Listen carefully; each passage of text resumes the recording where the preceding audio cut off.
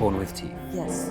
Where did the play come from? What inspired you to write it? I opened my laptop one morning and saw that it was announced that some Shakespearean scholars had proven that Marlowe had collaborated with Shakespeare on the Henry VI history play cycle, and a little explosion went off in my head. And it flowed? I spent a year so excited about the idea that I was terrified to try to write it. That I'm not good enough. It's too beautiful. But having been reading Shakespeare and Marlowe and reading about them my entire life, it instantly felt that I knew my Shakespeare and Marlowe. You know, nobody knows who they really were like, but you know, I instantly felt these two guys are so different as writers, as people. To get them in a room together, I just had to get in a room with them and see what would happen. When you first read the script, do you remember what feelings you had? Do you remember like what it caused in you in your bodies? Stimulation. Yeah. Very thrilling. Yeah. Very exciting. It sort of felt so modern despite sort of obviously the setting of the play, and it felt very sort of relevant and something that I could really get my teeth into. Good one. And yeah, so much to sort of unpack between these two sort of very interesting, charismatic, similar but different characters. It felt like there's like an app I've seen that turns like classical portraits into real people. And it's really interesting because it like, you know, portraits feel just so far away from you and like just makes them very real. And that's what the play felt like. It suddenly felt like these two iconic figures that we know from our past and kind of seemed distant to us, like were real and jumping off the page, which was very exciting. Did you have to do a whole load of research? My modus operandi in general is accidental research, in that I read what interests me. And as soon as I am supposed to do research, I become a recalcitrant student and rebel.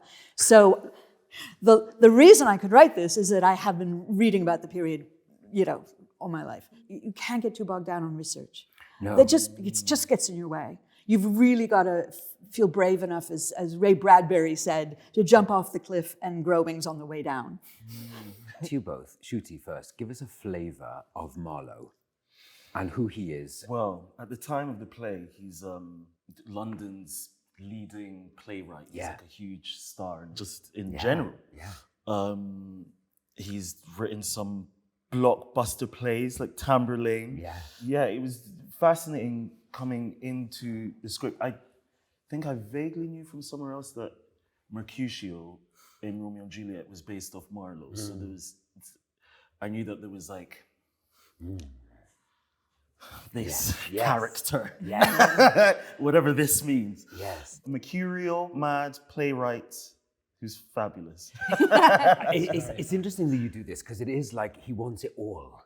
Like, that's what I got when you did that. Like, he wants to experience it all. Eats life up. He eats life. It up, which is, he says it in the play. He's like, he wants to plunder through life, it all. And like, yes, like he wants all experience, doesn't he?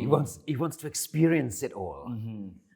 Edward, what about our Will Shakespeare? I think what sort of like the crux of the play at the beginning is sort of how far apart Shakespeare and Marlowe are. Yes.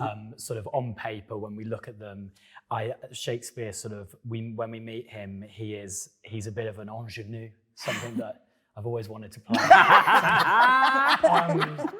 He's up and coming. He hasn't found his like true fame yet, and he's in awe of Marlowe. And fascinated by Marlowe, and it's like he's meeting a celebrity. But what's amazing about this play and Will's journey through it is his sort of hero worship of Marlowe influences him, and we see him change a lot, and we see those little sort of glimpses of maybe what's to come. But he is the opposite to Marlowe in the way that he's sort of, at the beginning at least, it's not about the fame and the glamour, and they're both very talented writers, but we really do get the impression at the beginning that Shakespeare wants to write to make money and to live and to exist in a very, very scary world to exist in and just keep himself and his family safe. But yeah, I think Marlowe is pretty irresistible in a lot of ways, and that definitely starts to rub off on him. What is currently your favorite line or moment in the play? Oh, I can't remember the line. It was We'll help that you. one where Paraphrase. he's like, he wants to just like consume life. I want to rampage through life. I want to get silly Yes. and live to tell about it. This one. It's like quintessentially that's who he is. That was the like anchor in the script for me. What do you hope audiences might experience? Edward. I think I would like them to experience a sort of like richly layered play of that's like a whirlwind of sexuality, of genuine danger, of sort of push and pull between these two characters, and this sort of like complete power play. And I want them to be guessing until the very end what's going to happen, and I want them to be sort of like gently turned on. Yeah. Just simmering Simmering I don't want away. anyone being but I just want them to, On a low heat. yeah, just on a low heat throughout Okay. the whole thing, which I think the play does really, really well. Even when it's not talking about it, it's always there. Simmering away. A good date play. Absolutely, yeah. The two like fireballs of energy and light and like talent and charisma, and they're like clashing and then dancing together and clashing, and there's like explosions. So I think I just want the audience to see that it's very human.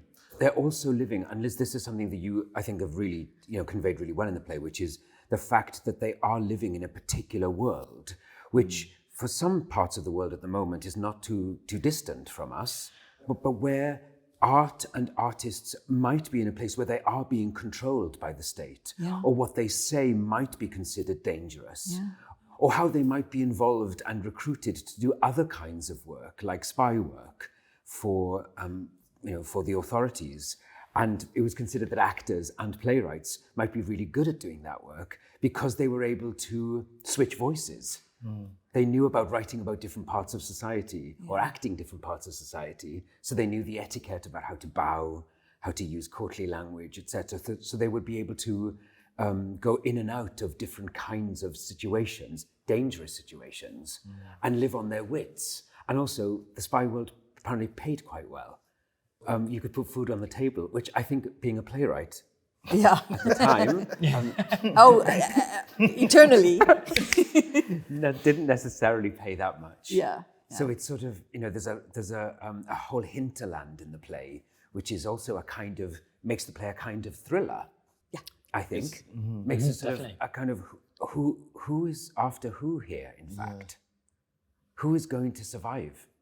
I'm really thrilled that we're doing a play about our in-house playwright, because it's the Royal Shakespeare Company, but also I've just been in a play by Marlowe, so it's amazing to have both these characters come together and see how they were influenced, because I've just experienced myself directly how influenced Shakespeare was by Marlowe, and Marlowe invented so much of the theatre that Shakespeare went on to write about. So when I read Liz's play, it was kind of, it sort of hit me, a light bulb went on for me. And then to be able to work with Ncuti and Edward, who are just so already wonderful and charismatic, and it is like electric in the room already. And so I feel really, really proud that that's going to be my directorial debut for the RSC. And if I may add, I'm really honored. When Peter Hall established the RSC as we currently know it, he said that we shouldn't just do old plays, we should also do new plays. And this whole thing was putting like living playwrights side by side with our house playwright, Shakespeare. And so it's a kind of brilliant coming together of lots of things, which is Liz as a living playwright, having written about our in-house playwright and his mate and his contemporary Marlowe. So we have the new and the old kind of entwined in this new work. Which is, opening direct into the West End, which is also something that the RSC did right back in the 60s, because Harold Pinter's The Homecoming premiered at the RSC in the West End. And so this is the first during mine and Tamara's time at the RSC that this is happening.